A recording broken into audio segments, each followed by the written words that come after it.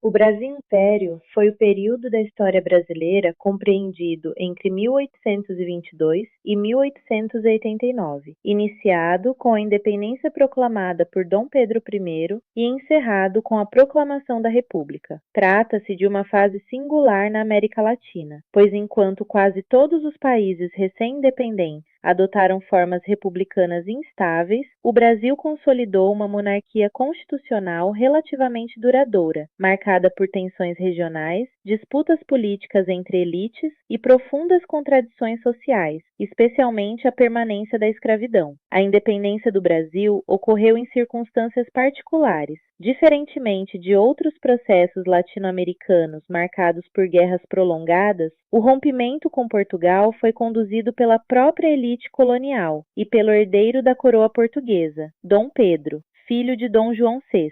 A transferência da corte portuguesa para o Rio de Janeiro em 1808 havia transformado a colônia em centro político do Império Português, criando condições para que o território brasileiro adquirisse autonomia administrativa e importância estratégica. Quando a corte retornou a Lisboa em 1821, a tentativa das cortes portuguesas de recolonizar o Brasil provocou reação das elites locais, que apoiaram Dom Pedro na decisão de permanecer no país e liderar a independência. Após a ruptura com Portugal, Dom Pedro I tornou-se imperador em 1822. Em 1824, foi promulgada a primeira Constituição brasileira, que estabeleceu uma monarquia constitucional centralizada e criou o poder moderador, instrumento político exclusivo do imperador, que lhe permitia interferir nos demais poderes do Estado. Embora formalmente liberal, a Constituição restringia a participação política por critérios censitários, garantindo o controle do sistema pelas elites proprietárias.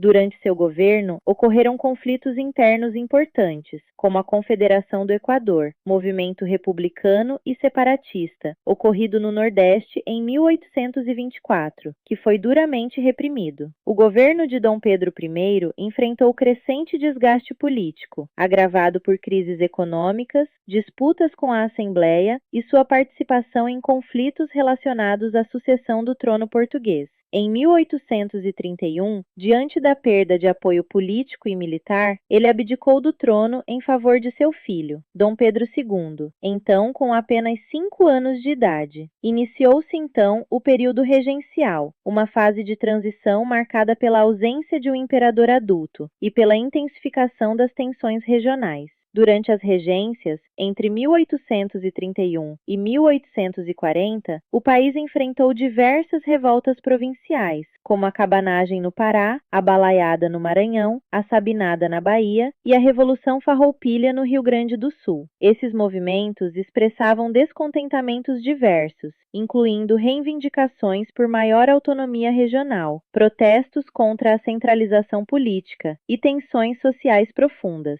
A instabilidade desse período levou à antecipação da maioridade de Dom Pedro II, em 1840, no episódio conhecido como Golpe da Maioridade. Com a ascensão de Dom Pedro II, iniciou-se o Segundo Reinado, fase de relativa estabilidade política e crescimento econômico. O imperador tornou-se figura central na consolidação da unidade territorial brasileira e na mediação dos conflitos entre liberais e conservadores, os dois principais partidos do período. O sistema político imperial funcionava com base no parlamentarismo às avessas, no qual o imperador exercia influência decisiva na escolha dos presidentes do Conselho de Ministros. Durante o Segundo Reinado, o Brasil passou por importantes transformações econômicas, especialmente com a expansão da produção cafeeira no Sudeste. O café tornou-se o principal produto de exportação e consolidou novas elites econômicas, principalmente no Vale do Paraíba e posteriormente no Oeste Paulista. Ao mesmo tempo, iniciaram-se processos de modernização urbana, ampliação das ferrovias, crescimento das cidades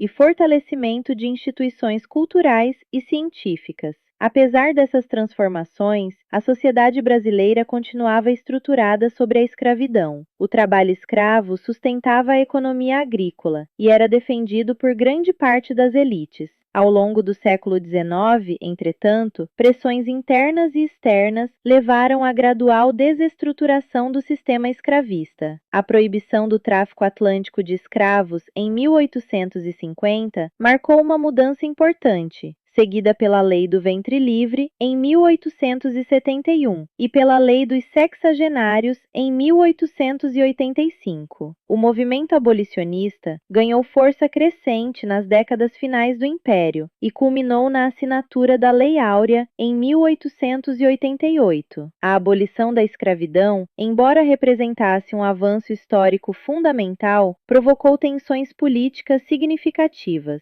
Muitos proprietários, a ausência de indenitribuiu para o enfraquecimento